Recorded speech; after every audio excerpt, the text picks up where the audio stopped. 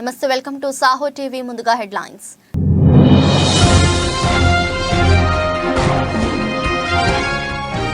H1B visa fee భారీగా పెంపు. కొత్త ఫీజులు ఏప్రిల్ 1 నుంచి అమల్లోకి.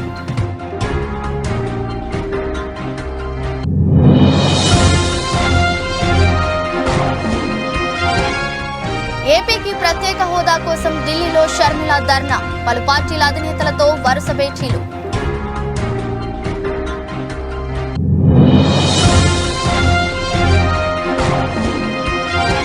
నన్ను ట్రోల్ చేసి నా జీవితాన్ని నాశనం చేసింది వీడే. కన్నీరు మున్నీరైన Barrelakka.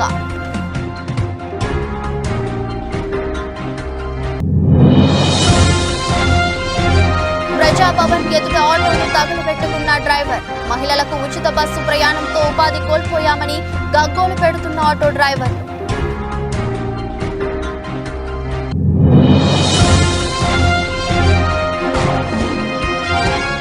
Yashasvi half century. Lunch లోపే 100 కొట్టిన టీమిండియా.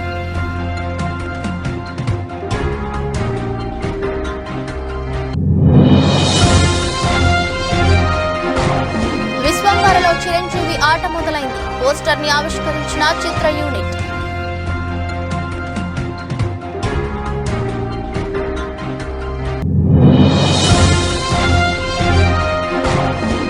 దూసుకుపోతున్న స్టాక్ మార్కెట్లు. 770 పాయింట్లు పెరిగిన సెన్సెక్స్.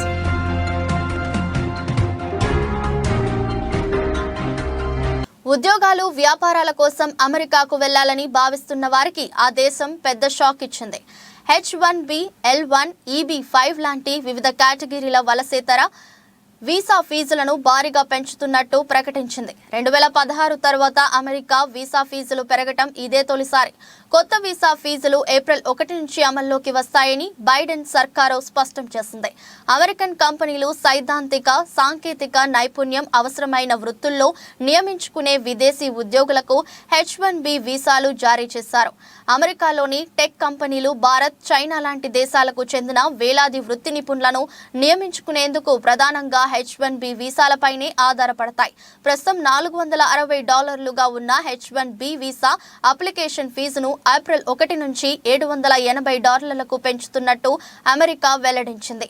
అమెరికన్ బహుళ జాతి కంపెనీల్లోని విదేశీ ఉద్యోగుల అంతర్గత బదిలీకి వీలు కల్పించే L1 వీసా ఫీజును $460 నుంచి $1,385 విదేశీ పెట్టుబడిదారులకు ఇచ్చే EB5 వీసా ఫీజును $3,675 నుంచి $11,160 పెంచుతున్నట్టు బుధవారం విడుదల చేసిన ఫెడరల్ నోటిఫికేషన్ లో పేర్కొంది. H1B వీసా రిజిస్ట్రేషన్ ఫీజును కూడా $10 నుంచి $215 పెంచుతున్నట్టు బైడెన్ సర్కారు ప్రకటించినప్పటికీ అది వచ్చే ఏడాది నుంచి అమల్లోకి వస్తుందని తెలిపింది.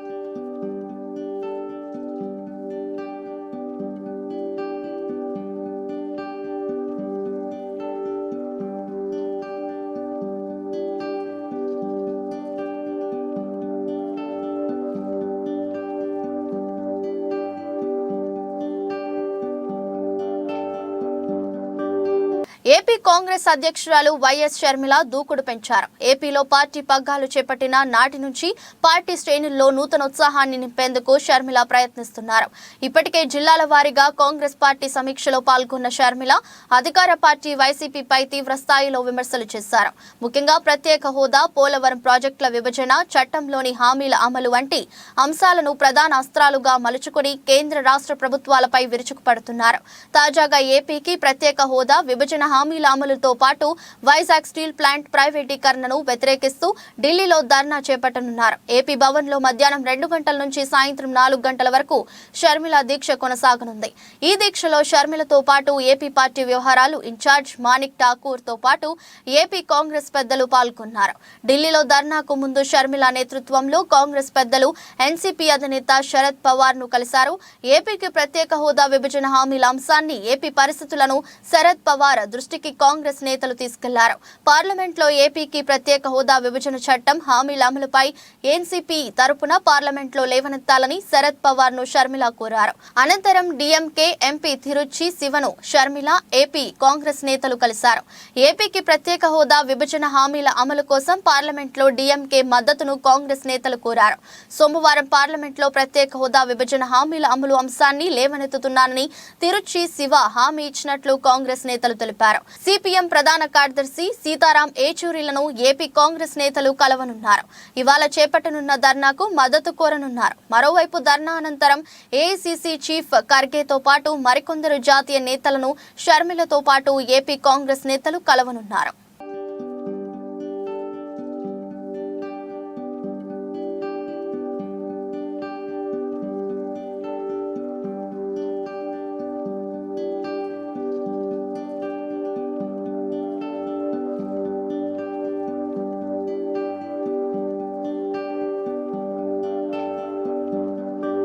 బర్రెలక్క కూడా సోషల్ మీడియా ట్రోల్స్ వల్ల ఇబ్బంది పడింది. తెలంగాణ అసెంబ్లీ ఎన్నికల సమయంలో బర్రెలక్క పేరు మారుమ్రోగింది. తెలంగాణ ఎన్నికల్లో పోటీ చేసింది బర్రెలక్క. అంతకుముందు ఆమె డిగ్రీ చేసి జాబ్ దొరక్క బర్రెలు కాసుకుంటున్నా అంటూ చేసిన వీడియో బాగా వైరల్ అయింది. దాంతో ఆమెకు బర్రెలక్క అనే పేరు వచ్చింది. ఫాలోయింగ్ కూడా విపరీతంగా పెరిగిపోయింది. సోషల్ మీడియా వల్ల ఎంత లాభం ఉందో అంతకు మించిన నష్టం కూడా ఉంది. చాలా మంది సోషల్ మీడియా ద్వారా ఫేమస్ అయ్యారు. సినిమాల్లో ఛాన్స్లు అందుకున్నారు. భారీ ఫ్యాన్స్ ఫాలోయింగ్ ను కూడా సొంతం చేసుకున్నారు. అయితే మరికొంతమంది మాత్రం పరువు పోగొట్టుకున్నారు. చాలా మంది ట్రోల్స్ కు గురయ్యారు. అయితే ఇప్పుడు బర్రెలక్క కూడా సోషల్ మీడియా ట్రోల్స్ వల్ల ఇబ్బంది పడింది. తెలంగాణ అసెంబ్లీ ఎన్నికల సమయంలో బర్రెలక్క పేరు మారుమ్రోగింది. తెలంగాణ ఎన్నికల్లో పోటీ చేసింది బర్రెలక్క. అంతకుముందు ఆమె డిగ్రీ చేసి జాబ్ దొరక్క బర్రెలు కాసుకుంటున్నా అంటూ చేసిన వీడియో బాగా వైరల్ అయ్యింది. దాంతో ఆమెకు బర్రెలక్క అనే పేరు వచ్చింది. ఫాలోయింగ్ కూడా విపరీతంగా పెరిగిపోయింది. దాంతో రాజకీయాల వైపు అడుగులేసింది. బర్రెలక్కకు కేవలం 5,000 ఓట్లు మాత్రమే పడ్డాయి. చాలా మంది ఎన్నికల సమయంలో బర్రెలక్కకు మద్దతు ఇచ్చారు. అయితే ఆమెపై ఎంత సింపతి వచ్చిందో ట్రోల్స్ కూడా అంతే వచ్చాయి. చాలా మంది సోషల్ మీడియాలో బర్రెలక్కను రకరకాలుగా ట్రోల్స్ చేశారు. అసభ్యకరమైన థంబ్నెయిల్స్ పెట్టి సోషల్ మీడియాలో వ్యూస్ కోసం దిగజారిపోయారు.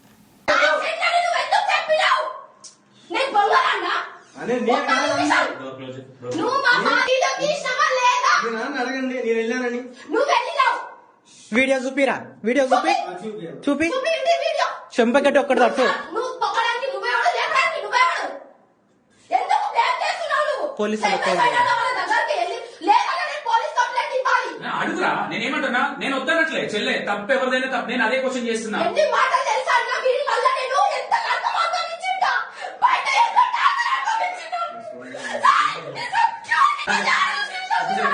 వీడియో చూపిరా. ఒక్క నిమిషం.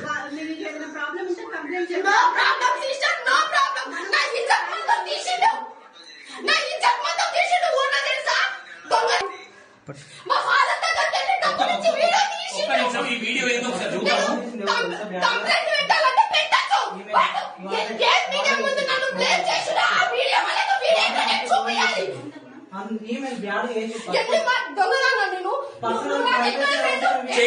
చేయండి.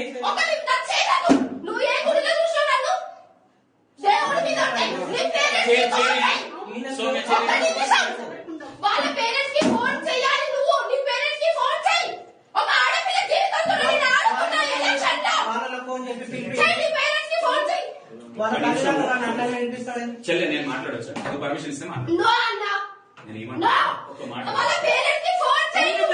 నేను వద్దట్లేదు. నేను ఒక ఆడపిల్లకి అన్యాయం చేస్తే 100% నేను కూడా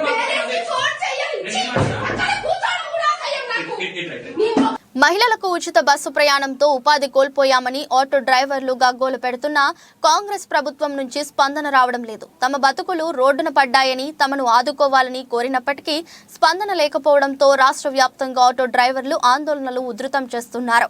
ఈ క్రమంలోనే ప్రభుత్వ తీరుతో కడుపు తరుక్కుపోయిన ఓ ఆటో డ్రైవర్ తీవ్ర నిర్ణయం తీసుకున్నాడు. తన బతుకు బండిని నడిపించే ఆటోకు నిప్పు పెట్టుకున్నాడు.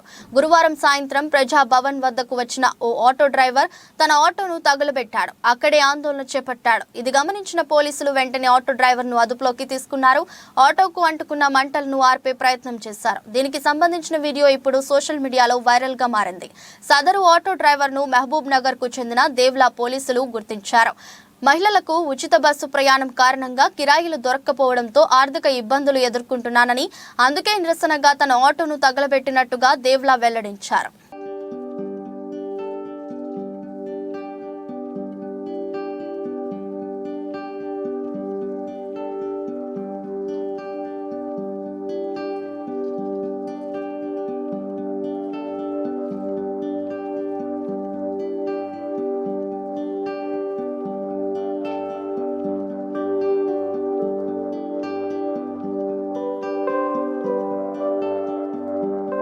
తెల్లాపూర్ మున్సిపాలిటీ పరిధి ప్రజా గాయకులు గద్దర్ విగ్రహ ఆవిష్కరణ సభను తెల్లాపూర్ కౌన్సిలర్ భరత్ ఆధ్వర్యంలో ఘనంగా జరిగింది.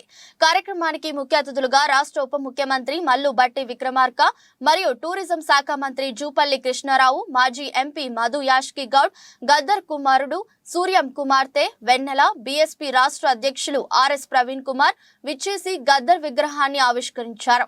అనంతరం ఇరువురు మాట్లాడుతూ కాంగ్రెస్ ప్రభుత్వం వచ్చినా అధికారుల తీరు మారలేదు అన్నారు. అధికారుల చిట్టా మెల్లమెల్లగా భయపడుతుంటుందని, విచారణ జరిపి అందరిపై చర్యలు త్వరలోనే తీసుకుంటామని తెలిపారు. పట్టాలు ఇవ్వండి.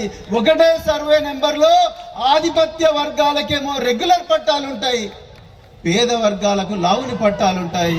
ఇది వాస్తవం. ఒకటే సర్వే నెంబర్ లో ఇన్ని భూములు వచ్చినాయి. ఆకాశ హర్మాలు ఎక్కడెక్కడికి 100 అంతస్తుల మేడలు కట్టిండ్రు. ఈ భూములన్నీ కూడా ఈ పేద ప్రజలవే. ఈ భూములన్నీ కూడా దొంగ జీవోలు పెట్టి రోజు మరి పేపర్లలో వస్తూనే ఉన్నాయి. రహస్యంగా జీవోలు తీసి మరి వేల ఎకరాలు ఈ ధరలకు దారాదత్తం చేసి అసైన్డ్ భూములలో జీవిస్తున్న పేదలకు కేవలం 100 గజాలు ఇచ్చి ఊడతారా లేకపోతే ఇక్కడి నుంచి దొబ్బేయండి అనే పరిస్థితి గత ప్రభుత్వంలో ఉన్నది. దయచేసి మీరైనా ఈ పేద ప్రజలకు న్యాయం చేసి అసైన్డ్ భూమి కావచ్చు, విగ్రహం గురించి కావచ్చు, జిల్లా పేరు గురించి కావచ్చు, ట్యాంక్ బండ్ పైన వారి విగ్రహం పెట్టే విషయంలో తప్పకుండా ఈ ప్రభుత్వమే ఇలా ప్రజాప్రభుత్వం కాబట్టి అన్ని అంశాల పట్ల 100% డెఫినెట్గా ఇది బాధ్యత. ఎందుకంటే ఈ రోజున నిజమైనటువంటి నివాళి, గద్దరన్నకు నిజమైన నివాళి ఎప్పుడు వస్తుంది అంటే ఆయన ఆశయం నెరవేరినప్పుడు, ఆ ఆశయాలు నెరవేరినప్పుడు, కళ నెరవేరినప్పుడు. ఆ కళ ఎప్పుడు నెరవేరుతుంది అంటే యావత్ తెలంగాణ సమాజాన్ని సంఘటిత చేసి అందరి సమస్యల పరిష్కారం కోసం, సమాజ స్థాపన కోసం విలువలు కావచ్చు, ఈనాడు సామాజిక రుగ్మతలు కావచ్చు, ఇవన్నీ కూడా పోవాలంటే ఆయన నాతో పాటు ఆదిలాబాద్ నుంచి ఖమ్మం వారి వయసు ఆరోగ్యం సహకరించకపోయినప్పటికి కూడా ఎండల్ని లెక్క చేయకుండా మిట్ట మధ్యాహ్నం కూడా నడుచుకుంటూ పాట పాడుకుంటూ నడుస్తూ వచ్చేవారు.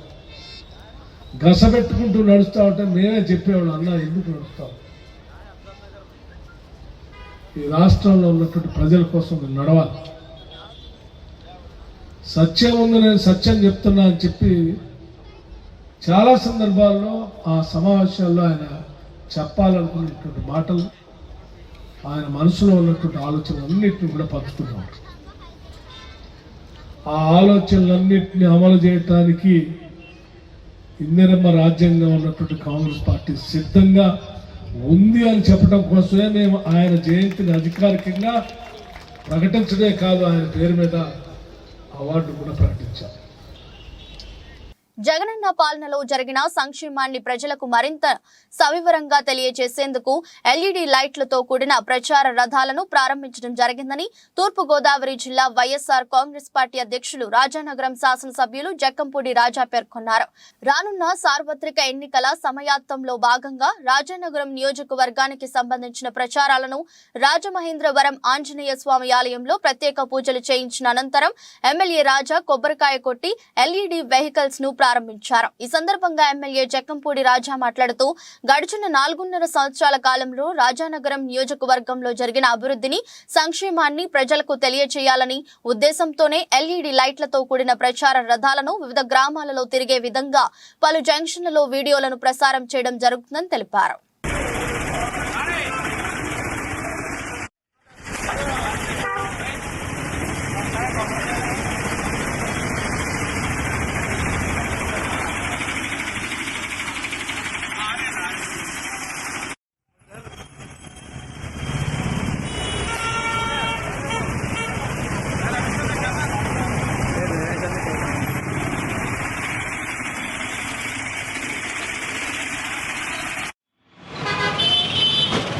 రాజానగరం నియోజకవర్గంలో జరిగినటువంటి గడిచిన 4.5 సంవత్సరాలుగా వైఎస్ఆర్ కాంగ్రెస్ పార్టీ పాలనలో అభివృద్ధి సంక్షేమ పథకాలని ఎన్నికలు సమీపిస్తూ ఉన్న తరుణంలో మరింత విస్తృతంగా ప్రజల్లోకి తీసుకుని వెళ్ళాలనేటువంటి ఉద్దేశంతో మరి ఎల్ఈడి వెహికల్స్ని పెట్టడం జరిగింది.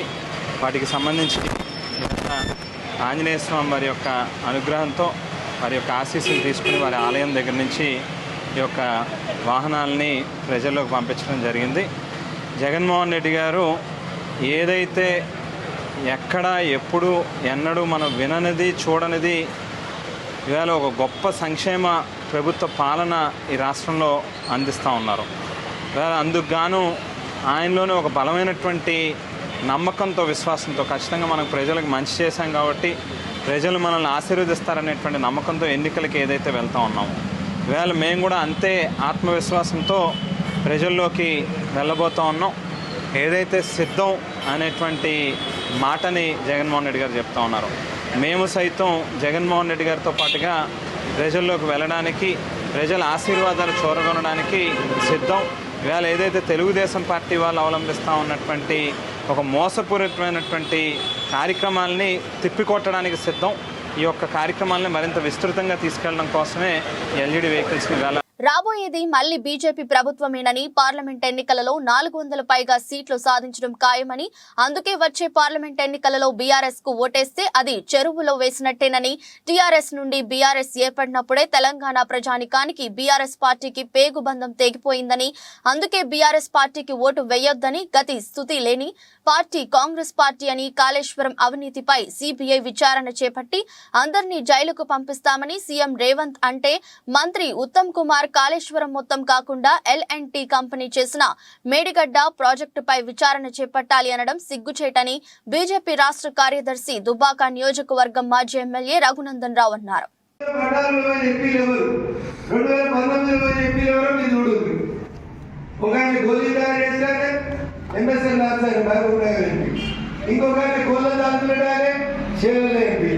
ఇంకొక భూములలో గీతలు తీసుకొని అమ్ముకునేటోడు నల్గొండలో పోటీ చేసేవాడు, ఇంకొక బస్సులు పెట్టుకొని క్లీనర్ పని చేసేవాడు మెదక్కేరు పోయాడు.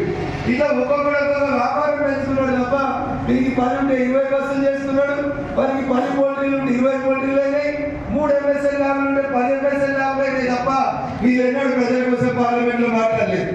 మాట్లాడిగా మరి ప్రజలు దొంగలు వస్తారా? రేపు ఏమైనా బీఆర్ఎస్ మంచి వాళ్ళకి ఇస్తారా? మళ్ళీ అమ్ముకుంటుందా? ఈడిగా పేపర్లలో ఆయన పేరు వస్తుంది, కాలుమొక్కిన పేరు, కలెక్టర్ నుండి కాలుమొక్కిన పేరు వస్తుంది. ఎందుకు ఇద్దరు ఆయనకు? కాలుమొక్కినందుకు కాదు, రింగ్ రోడ్డు మగ్గలు తిప్పినందుకు, రింగ్ రోడ్డు బంగ్లాలు కట్టినందుకు, కలెక్టర్ గా ₹1,00,000 జీతాన్ని ₹1,00,000 ఆస్తులు పెంచుకున్నందుకు వాళ్ళ దగ్గర 100 కోట్లు తీసుకొని అమ్ముకుంటుంది. వాడంతా డైరెక్ట్ దగ్గరికి, వాడంతా అన్ని దగ్గరికి పొరపాటుకి అయితే పని చేస్తాడా? సో బీఆర్ఎస్ ఓటైతే చిన్నశంకరపేట చెరువులు వేసినట్టు, ఏడేసినట్టు చెరువులు వేసినట్టు చేయమంటాడు. అంటే 2-3 అయితే ఈడు మిగుతాడు, ఆడికి వచ్చాక మనోళ్ళు కనబడలేదు. సో అందుకని బీఆర్ఎస్ అయినప్పుడే తెలంగాణ ప్రజలతోటి చంద్రశేఖరరావుకి తెలంగాణ ప్రజలకి మధ్య పేగు బంధం తెగిపోయింది. ఏం బంధం తెగిపోయింది? దాన్ని కడుపులోకి వెళ్ళి మనం బయటకు వచ్చినాక పేగు బంధం అని చెప్తారు. ఆ బంధం ఇలా తెలంగాణ ప్రజలకి చంద్రశేఖరరావు ప్రజలు తెగిపోయింది. అందుకని బీఆర్ఎస్ కోటేస్తే ఏడేసినట్టు. తెదేపా నాయకుడు గన్నవరం PACS మాజీ అధ్యక్షుడు కాసరనేని రంగబాబుపై దాడి కేసులో నిందితుడు అరెస్ట్ చేశారు. నిందితులు హైదరాబాద్ పాత బస్తీకి చెందిన వారిగా గుర్తించిన పోలీసులు దాడికి పాల్పడిన 5గురిని నిందితులను అదుపులోకి తీసుకుని గన్నవరం కోర్టు జడ్జి గారి ముందు ప్రవేశపెట్టిన గన్నవరం పోలీసులు 15 రోజులు రిమాండ్ విధించిన జడ్జి 5గురు ముద్దాయిలను గన్నవరం సబ్ జైలుకు తరలించిన పోలీసులు.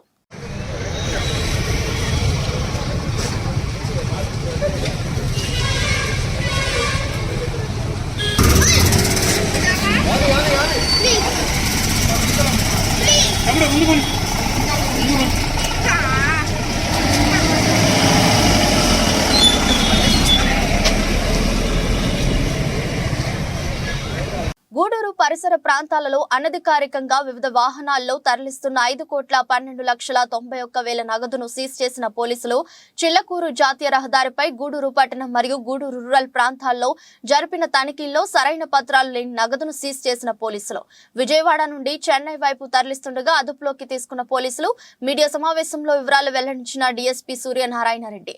సమావేశంలో పాల్గొన్న సిఐలు వేణుగోపాల్ రెడ్డి, పాపారావు, ఎస్ఐలు అంజిరెడ్డి, మనోజ్ కుమార్ మరియు పోలీస్ సిబ్బంది ఉన్నారు.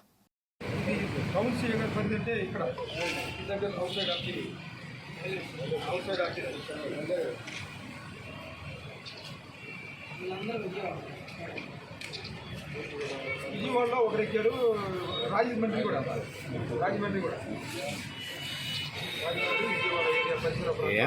తెలుగు దుష్ప్రచారాల పార్టీ దిగజారిన నీచ రాజకీయాలు చేస్తుందంటూ పొన్నూరు వైసీపీ నాయకులు ధ్వజమెత్తారు. ఈ సందర్భంగా వారు మాట్లాడుతూ టీడీపీలో ఉన్న వారికి తాము చెప్తున్నా తాము స్థాయి తమకు తెలుసు, తాము ఏం మాట్లాడాలో తెలుసు, నువ్వు ఏంటో నీ స్థాయి ఏంటో నీకే తెలియాలని అన్నారు. తాను మాట్లాడేది నీ వెనకాల ఉండి మాట్లాడించిన నరేంద్ర నీకే నా ప్రశ్నలు మయూరి అబ్దుల్లాతో మాట్లాడించావు. చేతికి అందిన కొడుకు చనిపోతే ఆ బాధ ఎలా ఉంటుందో అందరికీ తెలుసు. ఆయనకి ధైర్యం చెప్పిన సందర్భాలు ఉన్నాయి. ఎమ్మెల్యే మరియు పార్టీ నాయకులు అందరూ కలిసి వారి కొడుకు చనిపోయినప్పుడు పరామర్శించడం జరిగింది. ఆయన స్థాయిలో చేయగలిగిన సాయం వారు చేశారని తెలిపారు. మైనార్టీకి సంబంధించిన వార్డులు అయితేనేమి, మైనార్టీకి సంబంధించిన కాలనీలు అయితేనేమి, మండలాలు అయితేనేమి మేము అభివృద్ధి చేశాం.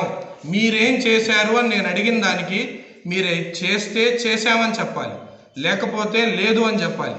అసలు వాస్తవం పక్కన పెట్టి వ్యక్తిగత దూషణాలకి దిగటం జరిగింది. నువ్వు అహ్మద్ ఖాన్ అనే వ్యక్తి 10 రూపాయల వడ్డీలకు తిప్పుకునే బతుకు నీది. నువ్వా నా గురించి మాట్లాడేది? అందుకే మళ్ళీ చెప్తున్నా, నరేంద్ర అనేవాడికే నేను సమాధానం చెప్తున్నా. కేబుల్ అనేది మాది కాదు, గూండా సాంసరావు అనే వ్యక్తి దగ్గర నుంచి మేము లాక్కున్నామని చెప్పావు. అప్పుడు ప్రభుత్వంలో ఉంది ఎవరు? అధికారంలో ఉంది ఎవరు? స్థానిక శాసనసభ్యుడు ఎవడు? నిజంగా మేము గుండా సాంసరావు అనే వ్యక్తి దగ్గర లాక్కొని ఉంటే నువ్వు చేతులు గాజులు దొడుకొని కూర్చున్నావా? నీ నియోజకవర్గానికి సంబంధించిన ఒక వ్యక్తికి నాలాంటోడు అన్యాయం చేస్తుంటే, మా నాన్న లాంటి ఆయన అన్యాయం చేస్తుంటే నువ్వేం సాధించావు? గాజులు దొడుక్కొని కూర్చున్నావని అనుకోవాలి. నువ్వు నిజంగా గాజులు దొడుక్కొని కూర్చున్నావని చెప్తే మేము లాక్కున్నామో లేకపోతే అది మేము కొనుక్కున్నామో నేను దానికి సమాధానం చెప్తా. హైదరాబాద్ లోని ప్రజాభవన్ ఎదుట ఓ ఆటో డ్రైవర్ తన ఆటోకు నిప్పంటించారు. దీంతో ఆటో మంటల్లో కాలిపోయింది. సదరు డ్రైవర్ ను పోలీసులు అదుపులోకి తీసుకున్నారు. రథసప్తమి సందర్భంగా ఏడుపాయల వనదుర్గా భవానీ మాతకు సహస్ర పుష్పార్చన అభిషేకం అర్చకులు నిర్వహిస్తున్నారు. మెదక్ జిల్లా పాపన్నపేట మండలం నాగ్సన్పల్లి గ్రామంలో వెలిసిన ఏడుపాయల వనదుర్గా భవానీ మాత ఆలయంలో పుష్పార్చనతో పాటు అలంకరణ, హారతి, దివ్య దర్శనం కార్యక్రమాలను నిర్వహిస్తున్నారు. భక్తులు వందలాదిగా పోటెత్తి దర్శనం చేసుకుంటారు.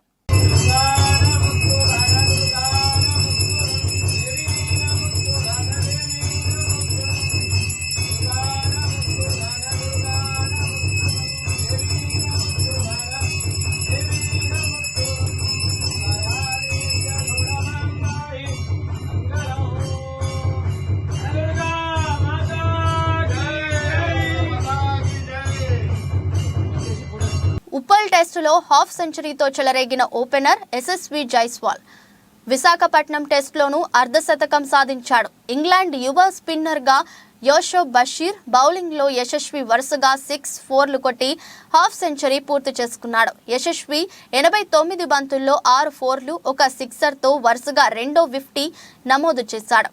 అండర్సన్ బౌలింగ్ లో శ్రేయస్ అయ్యర్ 4తో జట్టు స్కోర్ 100 దాటించాడు. దాంతో టీమిండియా లంచ్ సమయానికి 2 వికెట్ల నష్టానికి 103 రన్స్ కొట్టింది.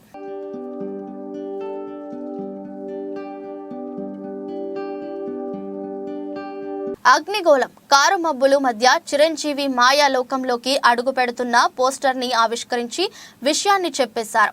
మెగాస్టార్ చిరంజీవి 156వ చిత్రం విశ్వంభర షూటింగ్ షురూ చేశారు. నేటి నుంచి రెగ్యులర్ గా సెట్స్ మీదకి వెళ్లబోతున్నారు అంటే అవునని తెలుస్తుంది. దానికి సంబంధించి చిత్ర యూనిట్ అధికారిక ప్రకటన కూడా రిలీజ్ చేసింది. మెగాస్టార్ జాయిన్స్ అంటూ విశ్వంభర కొత్త పోస్టర్ రిలీజ్ చేసింది. అగ్నిగోళం కారు మబ్బుల మధ్య చిరంజీవి మాయాలోకంలోకి అడుగు పెడుతున్న పోస్టర్ పోస్టర్ ని ఆవిష్కరించి విషయాన్ని చెప్పేశారు. దీంతో నేటి నుంచి చిరంజీవి సెట్స్ కి హాజరు కానున్నారని తెలుస్తుంది. ఇప్పటికే హైదరాబాద్ లో కొన్ని భారీ సెట్లు సిద్ధం చేసి పెట్టారు. చిరంజీవి సహా ప్రధాన తారాగణంపై కీలక సన్నివేశాలు చిత్రించాల్సిన నేపథ్యంలో కోట్ల రూపాయలు వెచ్చించి ఏకంగా 13 రకాల సెట్లు సిద్ధం చేసినట్లు తెలుస్తుంది. సోషియా ఫ్యాంటసీ చిత్రం కావడంతో మేజర్ పార్ట్ షూటింగ్ అంతా అక్కడే జరుగుతుందని తెలుస్తుంది.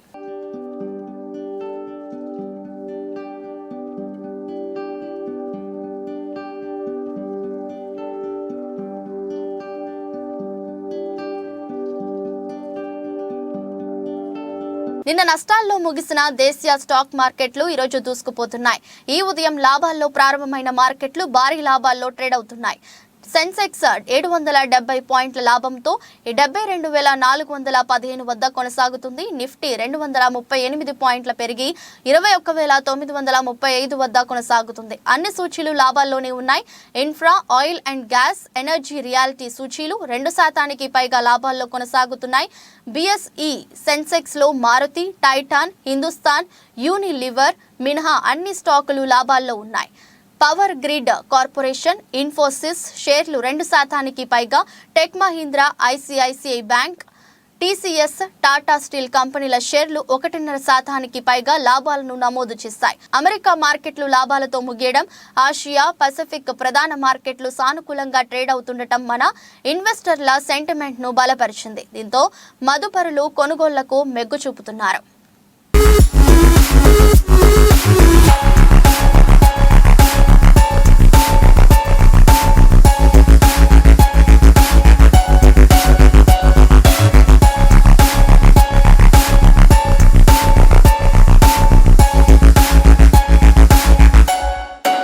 వార్తలు ముగించే ముందు మరోసారి హెడ్లైన్స్.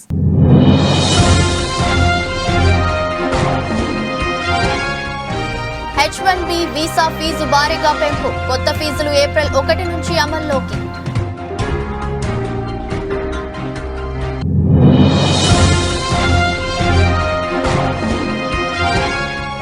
ఏపీకి ప్రత్యేక హోదా కోసం ఢిల్లీలో షర్మిల ధర్నా. పలు పార్టీల అధినేతలతో వరుస భేటీలు.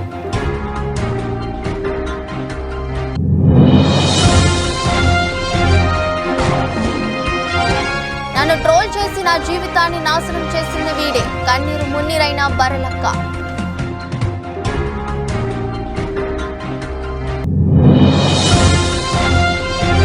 ప్రజాభవన్ ఎదుట ఆటోను తగులబెట్టుకున్న డ్రైవర్. మహిళలకు ఉచిత బస్సు ప్రయాణంతో ఉపాధి కోల్పోయామని గగ్గోలు పెడుతున్న ఆటో డ్రైవర్లు.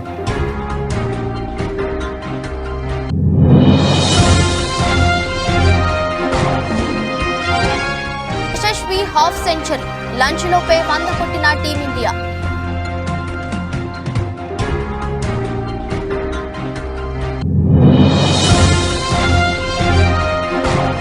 విశ్వంబరలో చిరంజీవి ఆట మొదలైంది. పోస్టర్ ని ఆవిష్కరించిన చిత్ర యూనిట్.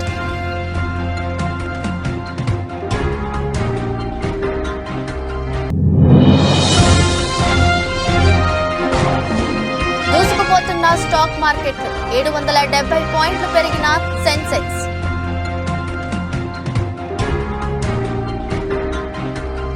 ఇది రోజు బులెటిన్. మరో బులెటిన్లో మళ్ళీ కలుద్దాం. అంతవరకు సెలవు. నమస్కారం.